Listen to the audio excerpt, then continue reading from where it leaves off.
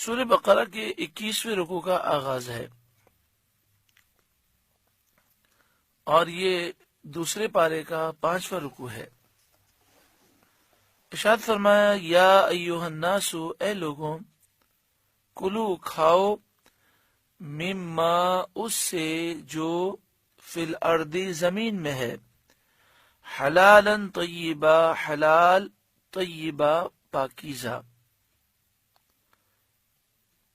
ولا تتبعوا خطوات الشیطان، اور شیطان کے قدموں کی پیروی نہ کرو اور شیطان کے قدم پر قدم نہ رکھو، انہ لکم عدو مبین، بے شک وہ تمہارا کھلا دشمن ہے۔ حدیث پاک میں ہے مسلم شریف حدیث نمبر 1015، عن ابی ہریرہ رضی اللہ تعالی عنہ قال قال رسول اللہ صلی اللہ علیہ وآلہ وسلم، حضرت ابو ہریرہ رضی اللہ تعالی عنہ سے روایت ہے کہ نبی اکرم صلی اللہ علیہ وآلہ وسلم نے ارشاد فرمایا، ایھا الناس، اے لوگوں، ان اللہ طیب، بے شک اللہ پاک ہے، لا يقبل الا طیبا، وہ صرف پاک ہی کو قبول فرماتا ہے، یعنی اللہ کی راہ میں جو مال خرچ کرو وہ پاک مال خرچ کرو، اللہ تعالیٰ ناپاک کو قبول نہیں فرماتا۔ وَإِنَّ اللَّهَ أَمَرَ الْمُؤْمِنِينَ بِمَا أَمَرَ بِهِ الْمُرْسَلِينَ، اور بے شک اللہ نے مومنین کو اسی بات کا حکم دیا جس بات کا حکم رسولوں کو دیا۔ فقال، پس اللہ نے فرمایا، یا ایھا الرسل کلوا من الطیبات، اے رسولوں پاکیزہ چیزوں میں سے کھاؤ، واعملوا صالحا، اور اچھے اعمال کرو، انی بما تعملون علیم، بے شک میں تمہارے کاموں کو خوب جاننے والا ہوں۔ وقال، اور اللہ تعالیٰ نے فرمایا، یا ایھا الذین آمنوا کلوا من طیبات ما رزقناکم، اے ایمان والوں، جو ہم نے تمہیں روزی دی اس میں سے پاکیزہ چیزیں کھاؤ۔ ثم ذکر الرجل، پھر پیارے آقا صلی اللہ علیہ وسلم نے ایک مرد کا ذکر فرمایا، یطیل السفر، جو لمبا سفر کرتا ہے، اشعث اغبر، بال اس کے بکھرے ہوئے ہیں، جسم اس کا گرد آلود ہے، یمد یدیہ الی السماء، دیکھیں مسافر کی دعا قبول ہوتی ہے، پھر بال بکھرے ہوئے ہوں، جسم غبار آلود ہو تو دعا کی قبولیت میں مزید اضافہ ہوتا ہے۔ لیکن یہاں معاملہ آپ دیکھیں برعکس ہے، یمد یدیہ الی السماء، وہ اپنے ہاتھ آسمان کی طرف بلند کرتا ہے، یا ربی یا ربی، وہ کہتا ہے یا ربی یا ربی، وَمَطْعَمُهُ حرام، اور اس کا حال یہ ہے کہ اس کا کھانا حرام ہے، وَمَشْرَبُهُ حرام، اور اس کا پینا حرام ہے، وَمَلْبَسُهُ حرام، اور اس کا لباس حرام ہے، وَغُذِيَ بِالْحَرَامِ، وہ حرام غذا سے پروان چڑھا، فَأَنَّا يُسْتَجَابُ لِذَلِكَ، تو کیوں کر اس کی دعا قبول کی جائے گی۔ اس حدیث پاک میں درس یہ دیا گیا کہ انسان حلال کھائے، حلال کمائے، جائز چیزوں میں خرچ کرے، دنیا بھی سنور جائے گی، آخرت بھی سنور جائے گی، اس کی دعائیں بھی قبول ہوں گی۔ اگر پیٹ میں حرام ہے، پینا حرام ہے، لباس حرام ہے، تو پھر اس صورت کے اندر اس کی دعائیں قبولیت کا مقام نہیں پاتے۔ المعجم الاوسط 5ویں جلد حدیث نمبر 6495، حدیث پاک میں حضرت عبداللہ بن عباس رضی اللہ تعالی عنہما کا ذکر ہے کہ آپ نے فرمایا، میں نے یہ آیت سید عالم صلی اللہ علیہ وسلم کے سامنے تلاوت کی، یا ایھا الناس کلوا مما فی الارض حلالا طیبا، اے لوگوں زمین میں جو کچھ ہے اس میں سے حلال طیب کھاؤ۔ تو حضرت سعد بن ابی وقاص رضی اللہ تعالیٰ عنہ نے کھڑے ہو کر عرض کیا، یا رسول اللہ صلی اللہ علیہ وآلہ وسلم، میرے لیے اللہ سے دعا کیجئے کہ وہ مجھے مستجاب الدعوات بنا دے، یعنی میں دعائیں کروں، میری دعائیں قبول ہو جائیں۔ نبی اکرم صلی اللہ علیہ وآلہ وسلم نے فرمایا، اے سعد، اپنی غذا کو پاکیزہ کر لو، مستجاب الدعوات ہو جاؤ گے۔ اور ذات پاک کی قسم جس کے دست قدرت میں محمد کی جان ہے صلی اللہ علیہ وآلہ وسلم، بے شک بندہ جب حرام کا ایک لقمہ اپنے پیٹ میں ڈالتا ہے تو 40 دن تک اس کا کوئی عمل قبول نہیں کیا جاتا، اور جس کا گوشت حرام سے پلا بڑا ہو جہنم کی آگ اس کی زیادہ حقدار ہے۔ اللہ تعالی ہمیں حرام سے محفوظ فرمائے، حلال عطا فرمائے، اور اس میں احتیاط کرنے کی توفیق عطا فرمائے۔ یہاں پر میں یہ ضرور عرض کروں گا کہ باہر ممالک کے جتنے چاکلیٹ، بسکٹ اور جتنی بھی کھانے پینے کی چیزیں آتی ہیں اس کے بارے میں تحقیق ضرور کریں کہ کہیں اس میں کوئی ایسا جز تو نہیں ملا جو حرام ہو۔ ایسی چیزوں کے پیچھے یہ لکھا ہوتا ہے کہ اس میں کیا کیا ملایا گیا ہے، اور اس کے پیچھے ای نمبرز بھی ہوتے ہیں جنہیں گوگل پر آپ سرچ کر کے معلوم کر سکتے ہیں کہ اس ای نمبرز کے پیچھے اصل چیز کیا ہے۔ ویسے اعلی حضرت امام اہل سنت نے یہ فرمایا ہے کہ عیسائیوں کے ہاتھ کی بنی ہوئی ہر چیز سے اجتناب انسان کو کرنا چاہیے، تو احتیاط کرنی چاہیے۔ اپنے بچوں کو باہر کی چیزیں ہم کیوں کھلاتے ہیں؟ پاکستان کی بھی چیز کھلائیں تو پوری تحقیق کر لیں، حلال کے بارے میں تحقیق کر کے کھلائیں کہ کہیں ایسا نہ ہو کہ غلط لقمہ پیٹ میں جائے اور اس کے برے اثرات ہوں۔ اللہ تبارک و تعالی ہمیں حلال کھانے کی توفیق عطا فرمائے۔ بڑا دکھ ہوتا ہے کہ مکہ شریف اور مدینہ شریف میں بھی لوگ احتیاط نہیں کرتے۔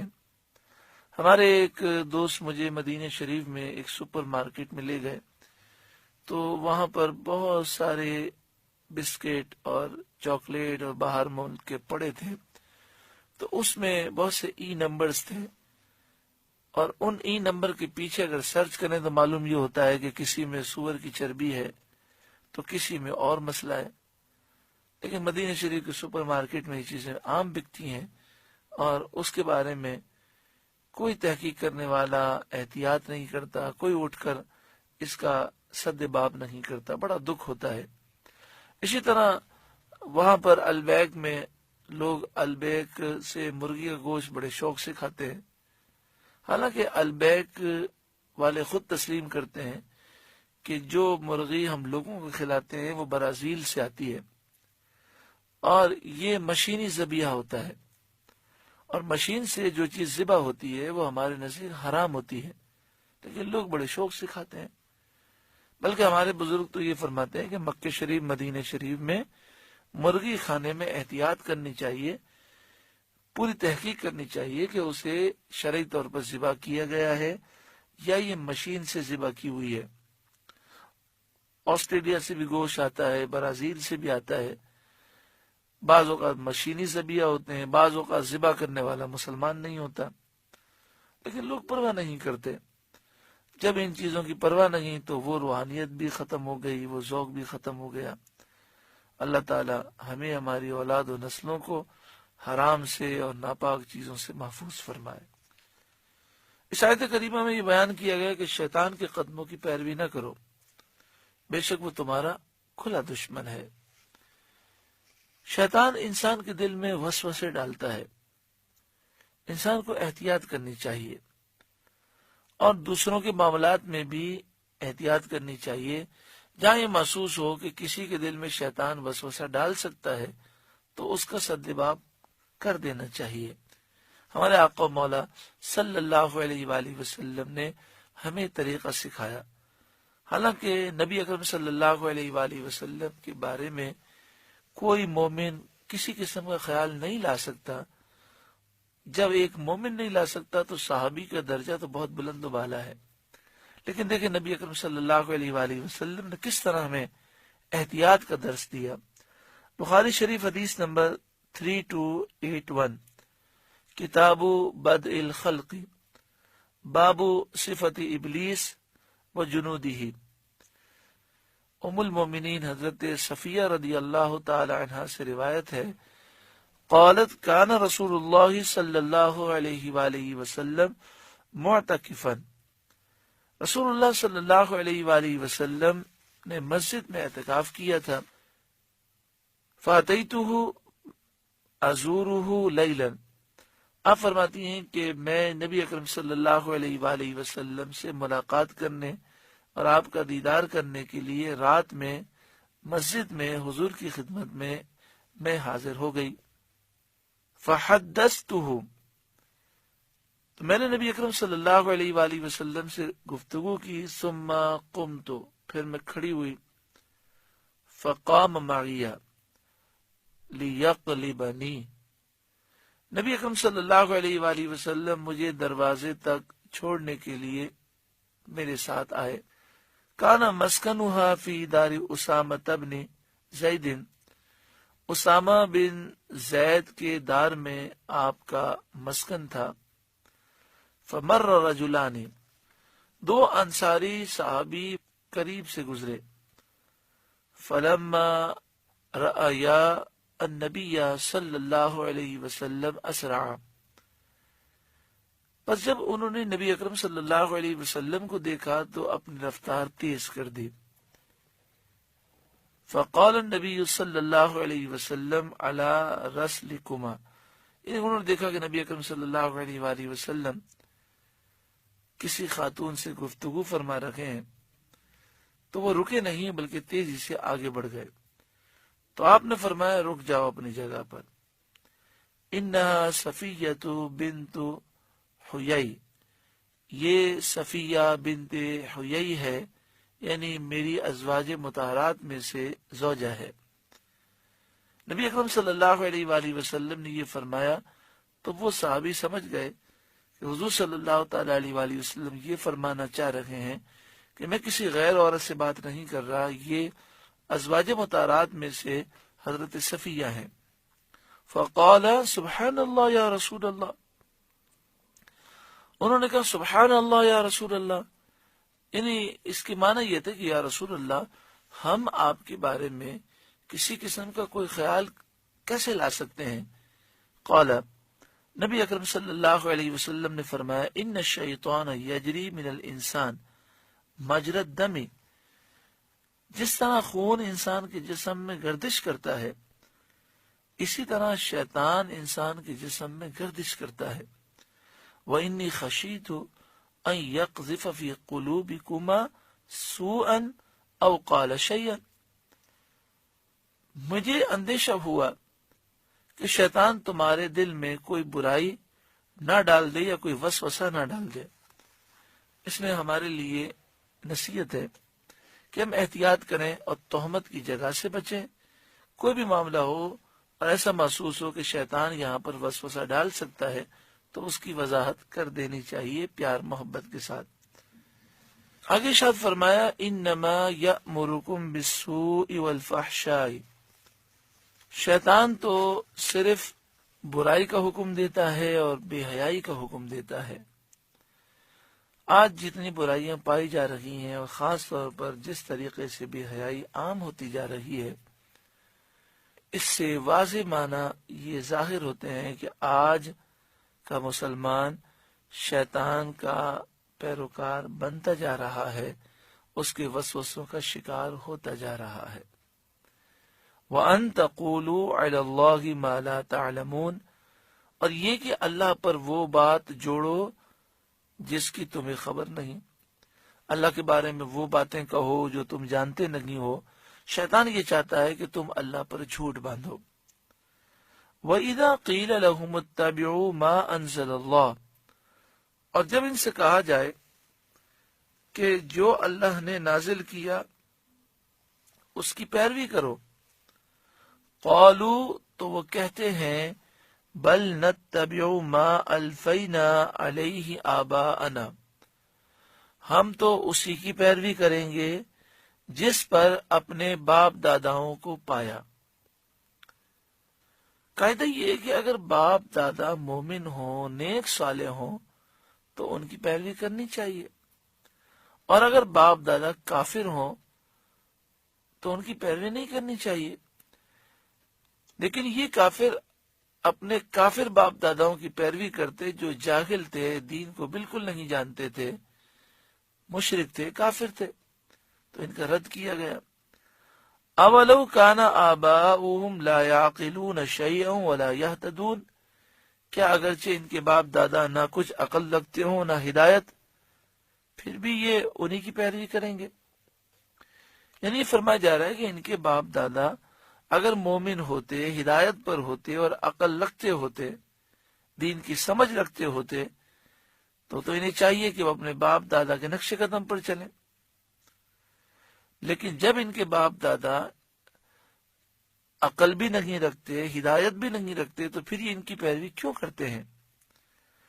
وَمَثَلُ الَّذِينَ كَفَرُوا، اور کافروں کی مثال ہے كَمَثَلِ الَّذِي يَنْعِقُ بِمَا لَا يَسْمَعُ إِلَّا دُعَاءً وَنِدَاءً، اس شخص کی طرح جو ایسے کو پکارے جو چیخ و پکار کے سوا کچھ نہ سنے، یعنی سمجھنے کی صلاحیت نہیں ہے، اس کے سامنے آپ چیخ رہے ہیں تو وہ صرف یہ سمجھ سکتا ہے کہ آپ چیخ رہے ہیں، لیکن یہ نہیں معلوم ہوتا کہ وہ کیا کہہ رہا ہے۔ تو ایسے ہی کافر ہیں کہ انہیں جب ہدایت کی بات کی جائے تو وہ سمجھ نہیں پاتے۔ سمٌ بکمن، بہرے ہیں، گونگے ہیں، عمیٌ، اندھے ہیں، فہم لا یعقلون، تو انہیں سمجھ نہیں، وہ عقل نہیں رکھتے۔ یا ایھا الذین آمنوا، اے ایمان والوں، کلوا من طیبات ما رزقناکم، ہماری دی ہوئی ستری چیزیں کھاؤ، واشکروا للہ، اور اللہ کا احسان مانو، ان کنتم ایاہ تعبدون، اگر تم اسی کی عبادت کرتے ہو، اللہ کا شکر کرو اور پاکیزہ چیزیں کھاؤ۔ کھانے میں احتیاط کا ذکر پھر کیا گیا، کیونکہ جو انسان کے پیٹ میں جاتا ہے اس کے اثرات ہوتے ہیں۔ مثلا آج جو کئی بیماریاں ہیں، ان بیماریوں کی وجہ یہ ہے کہ ہم کھانے پینے میں احتیاط نہیں کرتے۔ تو جس طرح جسمانی بیماریاں ان چیزوں سے ہوتی ہیں، مختلف چیزیں کھانے سے، اسی طرح حرام کھانے سے روحانی بیماریاں ہوتی ہیں۔ آگے شاید فرمایا انما حرم علیکم المیتۃ، اللہ نے تم پر حرام کیا صرف مردار، والدم، اور خون، ولحم الخنزیر، اور خنزیر کا گوشت، وما اوہل بہ لغیر اللہ، اور وہ جانور جو غیر اللہ کا نام لے کر ذبح کیا گیا، یہ چیزیں حرام کی گئیں۔ سب سے پہلے میتتا کا ذکر ہے، المیتتا، مردار۔ مردار کے بارے میں یہ سمجھ لیں کہ جو جانور خود بخود مر گیا، مثلا بکری ہے خود بخود مر گئی، تو اسے کھانا حرام ہے، ہر مسلمان جانتا ہے اس چیز کو۔ اسی طرح یہ بھی سمجھ لیں کہ ذبح کے لیے 4 رگیں کٹنا ضروری ہے، یا 3 رگیں کٹ جائیں، یا 4 کا اکثر حصہ کٹ جائے۔ کسی جانور کی 2 رگیں کاٹی گئیں اور وہ مر گیا تو مردار ہے، اسے نہیں کھایا جا سکتا۔ یہاں 4 رگوں سے مراد یہ ہے کہ جب گلے کو کاٹا جاتا ہے، کسی بھی جانور کو ذبح کیا جاتا ہے، تو 2 خون کی رگیں ہوتی ہیں وہاں پر، اور ایک خوراک کی نالی ہوتی ہے اور ایک سانس کی نالی ہوتی ہے۔ تو سانس کی نالی ایک خوراک غذا کی نالی 2 ہو گئیں، اور 2 خون کی نالیاں رگیں، تو اس طرح یہ 4 رگیں ہوتی ہیں۔ ان 4 رگوں میں سے کم از کم 3 کٹ جائیں یا 4 کا اکثر حصہ کٹ جائے تو جانور حلال ہے، اور 4 کٹ جائیں تو یہ افضل ہے۔ اسی طرح اگر جانور ذبح کرنے والا مسلمان نہیں ہے، کافر ہے، مشرک ہے، مجوسی ہے، تو بھی جانور حلال نہیں ہوگا۔ اسی طرح کوئی غیر اللہ کا نام لے کر جانور کو ذبح کرے تو بھی جانور حلال نہیں بلکہ حرام ہے۔ اسی طرح کوئی جان بوجھ کر بسم اللہ چھوڑ دے، یاد بھی تھا لیکن جان بوجھ کر چھوڑ دیا بسم اللہ شریف پڑھنا، تو جانور وہ مردار ہے، حرام ہے، اسے نہیں کھایا جا سکتا۔ مثلا مثال کے طور پر جان بوجھ کر بسم اللہ چھوڑنے کی ایک مثال یہ ہو سکتی ہے کہ چھری پر کسائی کا ہاتھ بھی ہے اور جو گائے کا مالک ہے اس کا ہاتھ بھی ہے۔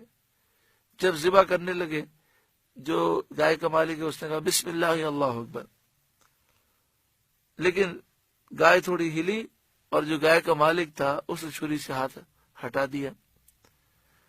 اب ذبح جو کر رہا ہے وہ کسائی کر رہا ہے، تو اس کے لیے بھی ضروری تھا کہ وہ بسم اللہ اللہ پڑھے، لیکن کسائی جو ہے وہ یہ سوچتا ہے کہ اس نے تو پڑھ دیا، مجھے پڑھنے کی کیا ضرورت ہے، تو جانور حرام ہو گیا۔ اسی طرح سیٹھ صاحب کا ہاتھ بھی چھری پر تھا اور کسائی کا ہاتھ بھی چھری تھا، دونوں نے مل کر ذبح کیا، تو دونوں کے لیے لازمی ہے کہ اللہ کا نام لیں۔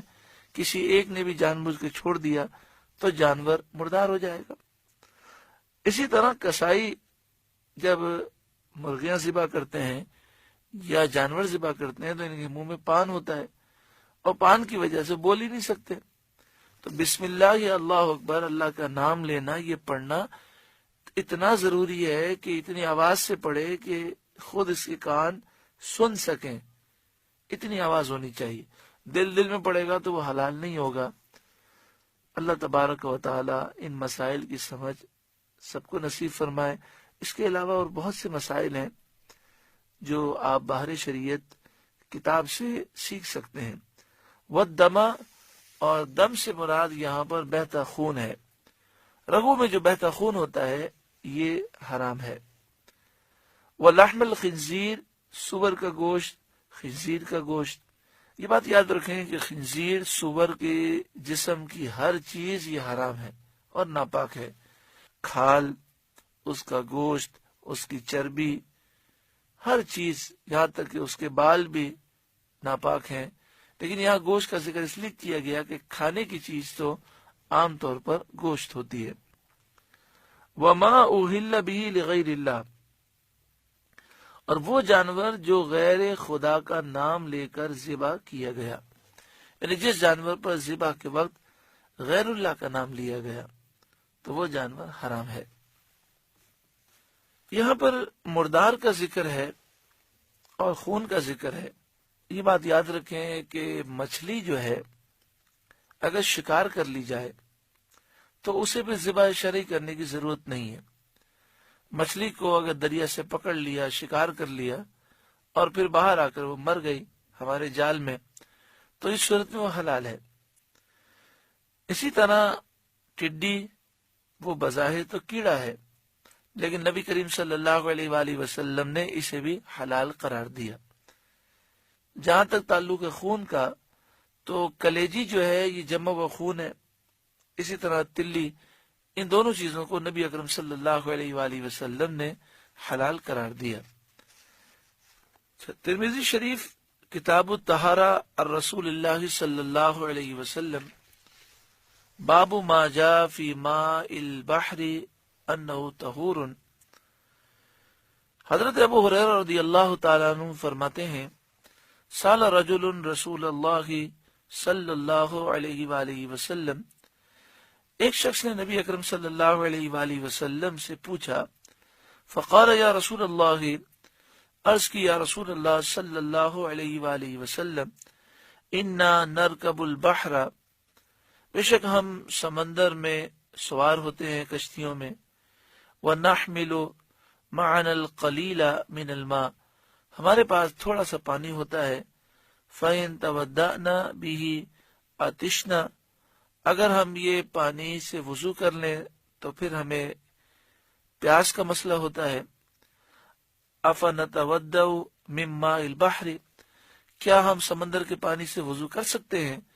فقال رسول اللہ صلی اللہ علیہ وسلم، رسول اللہ صلی اللہ علیہ وآلہ وسلم نے ارشاد فرمایا، هو الطہور ماؤہ الحل میتتہ، اس کا پانی پاک ہے، پاک کرنے والا ہے، اور اس کا مردار حلال ہے، یعنی مچھلی حلال ہے۔ اگر مچھلی سمندر میں مر جائے طبعی موت، تو اسے نہیں کھایا جا سکتا۔ مچھلی کو شکار کرنا ہے، اسے پکڑنا ہے، پھر وہ ہمارے پاس مر جائے، باہر نکل کر مر جائے، یا سمندر کا پانی ساحل پر مچھلی کو پھینک دے اور وہ پانی نہ ملنے کی وجہ سے تڑپ کر مر جائے تو وہ حلال ہے۔ جو بیماری کی وجہ سے طبعی موت مر جائے مچھلی، اس کی پہچان یہ ہوتی ہے کہ پھر وہ دریا میں، سمندر میں الٹا ہو کر وہ تیرتی ہے، یعنی جس طرح عام چیزیں خود بخود تیرتی ہیں اس طرح وہ پانی میں الٹی ہو جاتی ہے اور وہ تیر رہی ہوتی ہے، تو ایسی مری ہوئی مچھلی کھانا منع ہے۔ بخاری شریف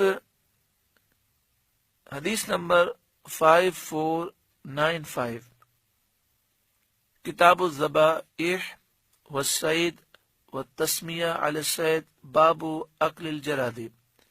حضرت عبداللہ بن ابی اوفا رضی اللہ تعالی عنہ فرماتے ہیں، غزونا مع النبی 7 غزوات او 6 كنا نأكل معه الجراد، ہم نے نبی اکرم صلی اللہ علیہ وآلہ وسلم کے ساتھ 7 یا 6 غزوات میں شرکت کی، تو ہم حضور کے ساتھ جراد کو کھاتے تھے، یعنی ٹڈی کھاتے تھے۔ یہ چیزیں حلال ہیں۔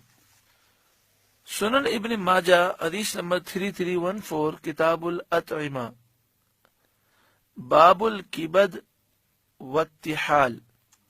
حضرت عبداللہ بن عمر رضی اللہ تعالی عنہما سے روایت ہے، نبی اکرم صلی اللہ علیہ وآلہ وسلم نے ارشاد فرمایا، احلت لکم میتتان ودمان، تمہارے لیے 2 مردہ حلال کیے گئے اور 2 خون حلال کیے گئے۔ فاما المیتتان، پس بہرحال مردہ 2 چیزیں، الحوت والجراد، پس وہ مچھلی ہے اور ٹڈی ہے۔ واما الدمان، اور بہرحال 2 خون، فالکبد، تو وہ کلیجی ہے، والتحال، اور وہ تلی ہے۔ اس آیت کریمہ میں یہ فرمایا گیا کہ وما اوہل بہ لغیر اللہ، وہ جانور جو غیر خدا کا نام لے کر ذبح کیا گیا۔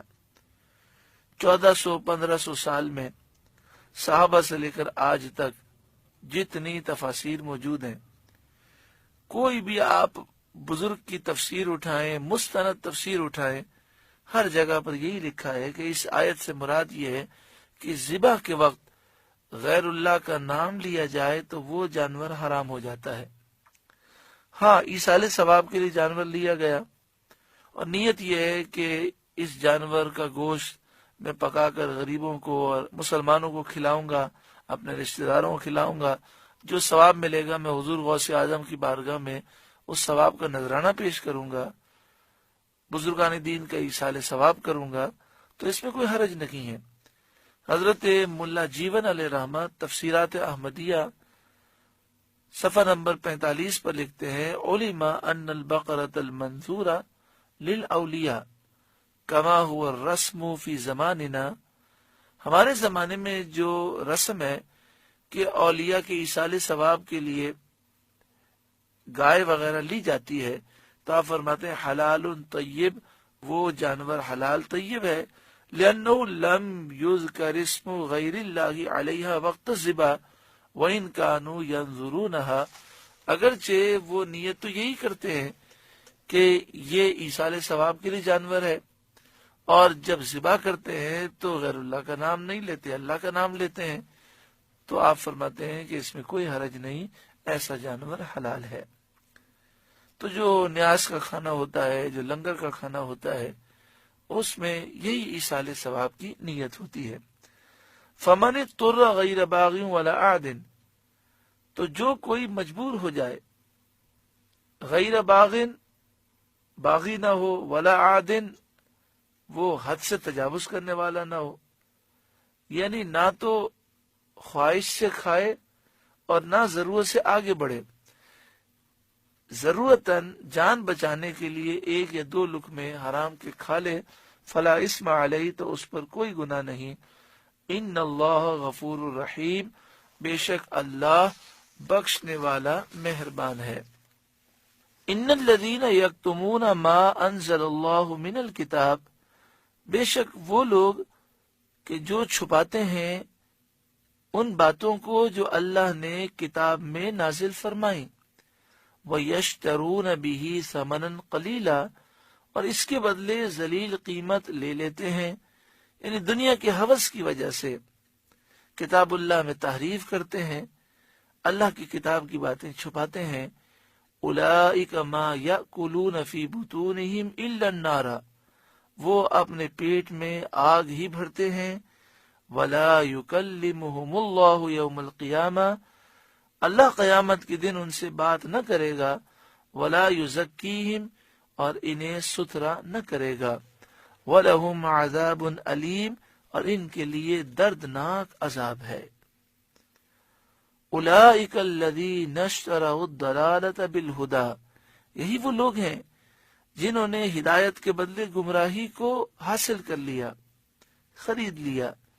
والعذاب بالمغفرہ، مغفرت کے بدلے عذاب کو حاصل کیا۔ فما اصبرہم علی النار، تو کس درجے انہیں آگ کی برداشت ہے، یعنی یہ کیسے جہنم کی آگ کو برداشت کریں گے؟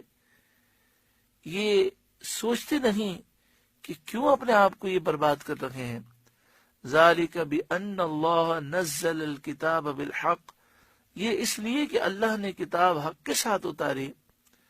وَإِنَّ الَّذِينَ اخْتَلَفُوا فِي الْكِتَابِ لَفِي شِقَاقٍ بَعِيدٍ، اور بے شک جو لوگ کتاب میں اختلاف ڈالنے لگے وہ ضرور حد درجے کے جھگڑالو ہیں، ضدی ہیں، صرف ضد کی وجہ سے وہ اختلاف کرتے ہیں، ورنہ حق ان پر بالکل واضح ہے کہ قرآن اللہ کی سچی کتاب ہے اور نبی اکرم صلی اللہ علیہ وسلم اللہ کے سچے نبی ہیں۔